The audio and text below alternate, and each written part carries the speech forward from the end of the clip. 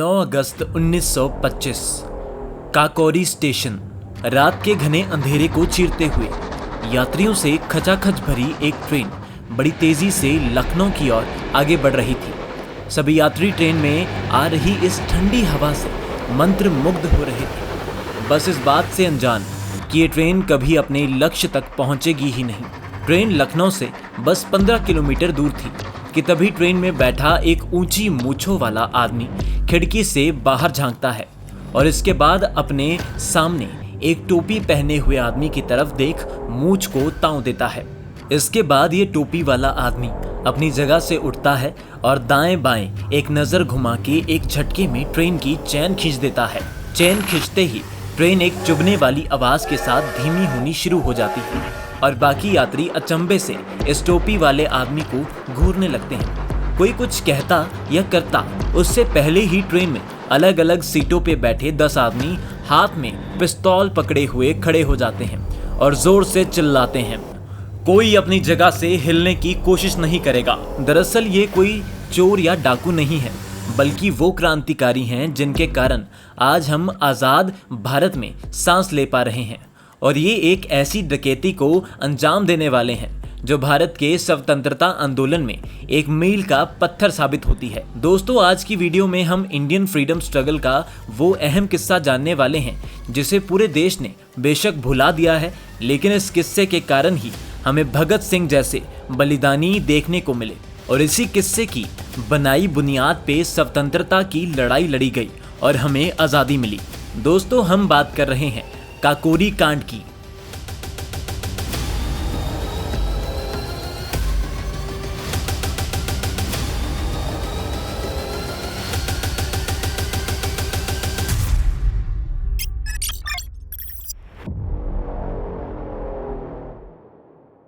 मार्च 1919 world war 1 में अंग्रेजों की बढ़ चढ़ के मदद करने के बावजूद हम भारतीयों को आज़ादी तो दूर बल्कि रॉलेट एक्ट जैसा क्रूर कानून मिला। इस एक्ट ने पुलिस को इतनी शक्ति दे दी थी कि वो जिसको चाहे उसको बिना किसी वजह के गिरफ्तार कर सकते थे।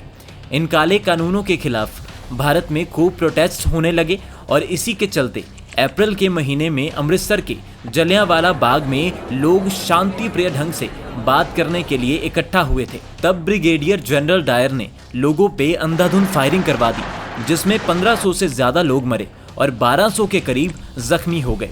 दोस्तों, अंग्रेजों का ये एक कदम उन पे आग बन के बरसता है और पूरे देश में प्रोटेस्ट की लड़ी लग जाती है। अंग्रेज ये सब संभालने की कोशिश ही कर रहे थे कि तभी 1920 में महात्मा गांधी ने नॉन कॉपरेशन मूवमेंट का ऐलान कर दिया। सभी फैक्ट्री बंद हो गई, सरकारी कर्मचारियों ने दफ्तर जाना बंद कर दिया, ब्रिटिश कपड़ों का बायकॉट कर दिया गया। साफ शब्दों में कहें तो लगने लगा था कि भारत को इन जुल्मी अंग्रेजों के प्रकोप से अब हमेशा हमेशा के लिए छुटकारा मिल जाएगा। लेकिन कुदरत को कुछ और मंजूर था। फरवरी 1922 चौरा चौरी नाम के गांव में प्रदर्शनकारियों पे पुलिस ने हमला किया और जवाब के तौर पे प्रदर्शनकारियों ने पुलिस स्टेशन में आग लगा दी, जिसमें 22 पुलिस वाले मारे गए। ये खबर सुन गांधी जी, जो हिंसा के सख्त विरोधी थे, उन्होंने तुरंत इस मूवमेंट को बंद करने का फैसला लिया। दोस्तों, ये खबर आग की तरह पूरे देश में फैल जाती है और आज़ाद भारत में सांस लेने का सपना देखने वाले हजारों लोगों का मनोबल बुरी तरह टूट जाता है। बेशक आम भारतीय कुछ दिन का शोक मनाकर फिर से गुलामी की जिंदगी जीने के लिए मजबूर हो जाते हैं, लेकिन एक 25 साल के नौजवान को ये गुलामी हरगिज हजम नहीं हो रही थी और ये नौजवान ठान लेता है कि आज़ादी के लिए पूरी ब्रिटिश हुकूमत से अकेला ही लड़ना पड़े तो लड़ जाऊंगा, लेकिन आज़ादी लेकर मानूंगा। इस वीर बहादुर का नाम था राम प्रसाद बिस्मिल। ये वही बिस्मिल है जो मात्र 18 साल की उम्र में अंग्रेज़ों को भगाने की प्रतिज्ञा ले चुके थे। इन्होंने अपनी पूरी जीवनी में हजारों कविताएं लिखी, जिसने क्रांति की लहर में अलग ही जोश भर दिया। बेशक ये कविताएं लिखते थे, लेकिन इनकी विचारधारा थी कि आज़ादी एक हक है जिसे छीनना पड़ेगा, और भारत के युवाओं में एक वर्ग ऐसा भी था जिसे गांधी जी के पीसफुल तरीकों में नहीं बल्कि बंदूक की गोली पर विश्वास था।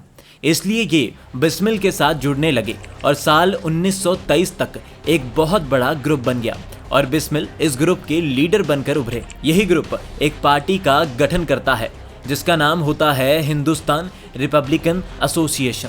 देखते ही देखते नॉर्दर्न इंडिया में बिस्मिल जी की लीडरशिप में एचआरए इस हद तक फैल गई कि 1924 में भगत सिंह, चंद्रशेखर आज़ाद और सुखदेव जैसे वीर भी इसका हिस्सा बन गए।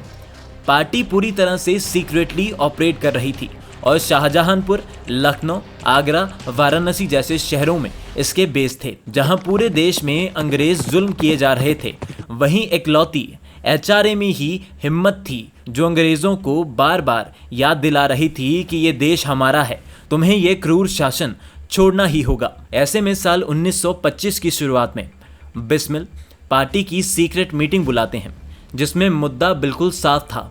ऐसा प्लान जिससे इंग्लैंड में बैठी अंग्रेजी हुकूमत के भी पैरों तले जमीन खिसक जाए। 5 जुलाई 1925 शाहजहांपुर। एक खुफिया कमरे में एचआरए के सबसे भरोसेमंद क्रांतिकारी मीटिंग के लिए बैठे हुए थे। सभी एक के बाद एक मुद्दा उठा चर्चा कर रहे थे कि तभी कमरे का दरवाज़ा खुलता है और बिस्मिल कमरे में घुस जाते हैं। इनके कमरे में घुसते ही सब अचानक शांत हो जाते हैं और कमरे की इस शांति को बिस्मिल अपनी जोशीली आवाज़ से भरते हुए कहते हैं, तुम सब ने देखा होगा, नॉन कोऑपरेशन मूवमेंट के बंद होने के बाद से ही अंग्रेज़ों के जुल्म बेलगाम हो चुके हैं और इससे भी ज़्यादा दुख मुझे इस बात का होता है कि अब देशवासियों ने अंग्रेज़ों के सामने घुटने ही टेक दिए हैं। तभी कमरे में एक आवाज़ गूंजती है, रॉलेट एक्ट और जलियांवाला बाग नरसंहार कम था कि अब ये अंग्रेज सॉल्ट बिल लाकर नमक के दाम भी दुगने कर रहे हैं। दोस्तों, ये आवाज़ क्रांतिकारी राजेंद्र लहरी की थी जो पढ़ाई से तो एमए हिस्ट्री थे, लेकिन जब बात अंग्रेज़ों को खदेड़ने की हो तो इनकी प्लानिंग करने की क्षमता के कारण इन्हें सब इंजीनियर कहकर पुकारते थे। राजेंद्र के बाद इस कमरे में मौजूद हर इंसान अपनी बात कहने लगता है। कुछ देर सुनने के बाद कमरे में दबंग सी आवाज एक बार फिर गूंजती है, बिस्मिल जी, मेरे देश की मिट्टी में आज भी बहुत दम है। इन अंग्रेजों को उनकी नाक रगड़वाने का समय आ गया है। अपनी मूंछों को ताव देते हुए ये शब्द और किसी के नहीं बल्कि उस समय 19 साल के रहे फौलादी जिगरे वाले चंद्रशेखर आज़ाद के थे। आज़ाद का जोश देख बिस्मिल मुस्कुरा देते हैं और एक क्रांतिकारी की तरफ इशारा करते हैं, जिसके तुरंत बाद ये क्रांतिकारी एक नक्शा सभी के सामने रखी बड़ी सी मेज पे बिछा देता है। सभी इस नक्शे को हैरानी से घूरने लगते हैं। तभी सबकी जिज्ञासा को खत्म करते हुए बिस्मिल जी कहते हैं, ये काकोरी स्टेशन का नक्शा है और आज हम एक ऐसे खतरनाक मिशन के लिए इकट्ठा हुए हैं जो हम सभी की सालों पुरानी इच्छा को पूरा कर अंग्रेजों को सीधा लंदन तक झटका देगा। ऐसा कह बिस्मिल एक क्रांतिकारी को पूरा प्लान सबको बताने के लिए कहते हैं। इसके बाद ये क्रांतिकारी सबको बताता है, अंग्रेज टैक्स के रूप में जो हमसे पैसा लूटते हैं, उस पैसे को वो शाहजहांपुर से लखनऊ एक ट्रेन में लेके जा रहे हैं। हम सभी इस ट्रेन में सफ़र करेंगे और इस पैसे को लूट लेंगे जो आगे चल के हथियार खरीदने और अंग्रेज़ों को बाहर खदेड़ने में काम आएगा। ये सब कहने वाले और कोई नहीं बल्कि सिर्फ 21 साल के लेकिन एचआरए के दिग्गज क्रांतिकारियों में गिने जाने वाले सचेंद्र बख्शी थे। सचेंद्र की बात खत्म होते ही बिस्मिल एक्शन प्लान समझाते हैं। ट्रेन में कुल 6 डब्बे हैं। आखिरी डब्बा गार्ड कैबिन का है जिसमें हमारी तिजोरी है। तिजोरी करीब 50 से 60 किलो की होगी। आज़ाद, राजेंद्र और सचेंद्र तुम तीनों सेकंड कोच में सफ़र करोगे और हम सब थर्ड कोच में। ट्रेन जैसे ही लखनऊ से 15 किलोमीटर दूर काकोरी के पास होगी, आज़ाद तुम राजेंद्र को इशारा करोगे, जिसके तुरंत बाद राजेंद्र तुम चैन खींच देना। इसके बाद हम सभी ट्रेन में बैठे यात्रियों को संभालेंगे। इतने में तुम तीनों सेकंड कोच से निकल गार्ड कैबिन में घुस जाना और तुरंत तिजोरी को ट्रेन से नीचे फेंक देना। लेकिन अंग्रेज़ों को लखनऊ से काकोरी पहुंचने में सिर्फ 30 मिनट लगेंगे, इसलिए ट्रेन रोकने से तिजोरी खोलने तक हमारे पास समय बहुत कम रहेगा। एक और बात, बिस्मिल कुछ और कहते तभी एक आवाज़ उन्हें टोकती है, गार्ड कैबिन में तो पुलिस वाले भी हो सकते हैं। यह आवाज़ बिस्मिल के प्रिय मित्र और एचआरए के हट्टे कट्टे क्रांतिकारी अशफाकुल्लाह खान की थी। अशफाकुल्लाह की तरफ देख बिस्मिल कहते हैं, बिल्कुल सही, गार्ड कैबिन में एक हथियार के साथ गार्ड होगा, इसलिए इन तीनों के साथ आजाद, राजेंद्र, सचिंद्र तुम भी वहां जाओगे और गार्ड को सिर्फ बेहोश करना है। सारा प्लान समझने के बाद कमरे में बैठे हर क्रांतिकारी के मन में जोश की लहर उठती है। मीटिंग खत्म होने से पहले आजाद जोर से कहते हैं, देश के लिए जान कुर्बान भी की तो कोई गम नहीं। इनके पीछे बाकी लोग भी दोहराते हैं, कोई गम नहीं। क्रांतिकारियों ने प्लान तो बना लिया, लेकिन इसका अंजाम वैसा बिल्कुल नहीं होता जैसा ये सोच के चल रहे हैं। उल्टा ये हिंदुस्तान रिपब्लिकन एसोसिएशन के वजूद को ही खतरे में डाल देते हैं। 9 अगस्त 1925 शाहजहांपुर से पैसे से भरी ट्रेन निकल जाती है और अलग अलग जगहों से इसमें 10 के 10 क्रांतिकारी भी चढ़ जाते हैं। ट्रेन में एकदम लुभावना सा माहौल था, क्योंकि रात हो चुकी थी और पूरी ट्रेन में खिड़की से ठंडी हवा आ रही थी। सारे यात्री लगभग सुस्ती में थे और इधर क्रांतिकारी काकोरी स्टेशन का बेसब्री से इंतजार कर रहे थे। अब लखनऊ से करीब 15 किलोमीटर ही रह गए थे और आज़ाद की नज़र खिड़की से दिख रहे काकोरी स्टेशन के बोर्ड पे पड़ती है और इसके तुरंत बाद वो राजेंद्र की तरफ देख मूंछ को ताव देते हैं और राजेंद्र चेन खींच देते हैं। ट्रेन धीमी होनी शुरू हो जाती है और सारे क्रांतिकारी अपनी जगह से उठ सभी यात्रियों को चुप रहने के लिए कहते हैं। ट्रेन लगभग रुक चुकी है। आज़ाद और उनके 2 साथी फटाफट गार्ड कैबिन की तरफ जाते हैं और उधर थर्ड कोच में से अशफाकुल्ला भी गार्ड कैबिन में पहुंच जाते हैं।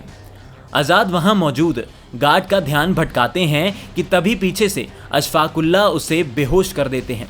इसके बाद सारे मिलके तुरंत तिजोरी को बाहर फेंक देते हैं। तिजोरी खोलना जितना आसान लग रहा था उतना नहीं था और तिजोरी खुलती उससे पहले ही एक जोर की आवाज़ सुनाई देती है, जिसे सुन सभी एक पल के लिए ठहर से जाते हैं। दरअसल सामने से एक और ट्रेन आती दिख रही थी और अगर उसमें ब्रिटिश पुलिस हुई तो सारा प्लान गले में सांप पहनने जैसा बन जाता। ट्रेन करीब पहुंचती जा रही थी और तिजोरी खुलने का नाम नहीं ले रही थी। इधर ये ट्रेन करीब पहुंच जाती है और उधर सबकी धड़कनें तेज होने लगती हैं। तभी वो इस ट्रेन की तरफ देखते हैं तो ये मालगाड़ी थी, जिसमें पुलिस के होने का सवाल ही पैदा नहीं होता। हॉर्न मारती हुई ये मालगाड़ी सीधा निकल जाती है और इसके निकलते ही सभी के चेहरे पे एक शांत सा भाव आ जाता है। इधर कई देर से राजेंद्र और आज़ाद तिजोरी को खोलने की कोशिश कर रहे थे। अशफाकुल्ला उन्हें पीछे करते हुए हथौड़ी मांगते हैं और अपने विशाल हाथों से वो जोर से तिजोरी पे वार करते हैं कि वो एक झटके में खुल जाती है।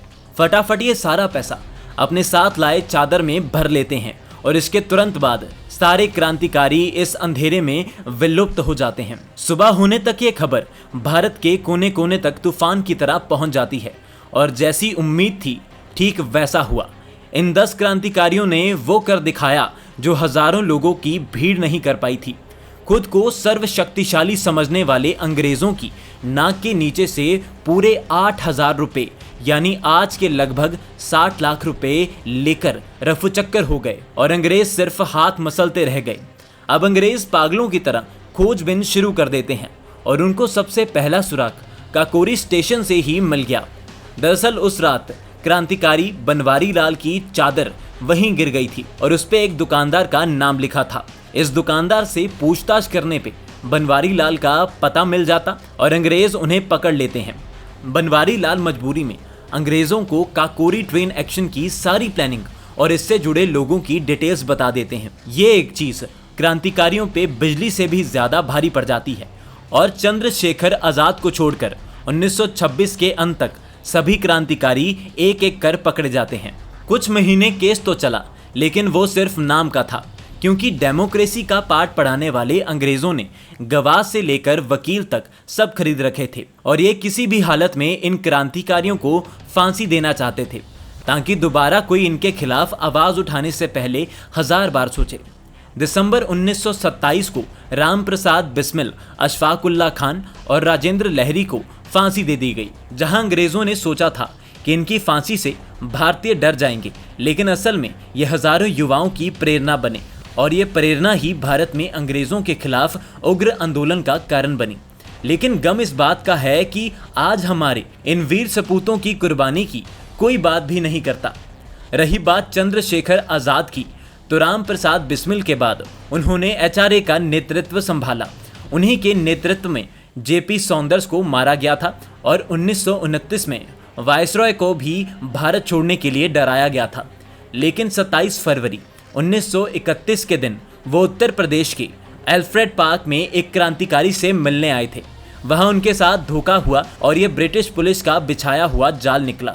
इनकी ब्रिटिश पुलिस के साथ कुछ देर मुठभेड़ चली और जब इनकी बंदूक में सिर्फ एक गोली रह गई तब इस वीर क्रांतिकारी ने अंग्रेजों के आगे झुकने की बजाय खुद को ही गोली मारना ज्यादा उचित समझा। दोस्तों, हम चाहते हैं कि हमारे वीर सपूतों की ये कहानियां आने वाली पीढ़ियों तक अमर रहे, इसलिए ज्यादा कुछ तो नहीं, हम इन क्रांतिकारियों को नमन तो जरूर कर सकते हैं। बाकी अगर आपको ये वीडियो पसंद आई है तो कमेंट्स में बताओ हिस्ट्री का कौन सा टॉपिक आप सिनेमैटिक तरीके से देखना पसंद करेंगे। साथ ही हमारे इस एफर्ट के लिए वीडियो को लाइक और कमेंट करना बिल्कुल भी मत भूलिएगा। जय हिंद।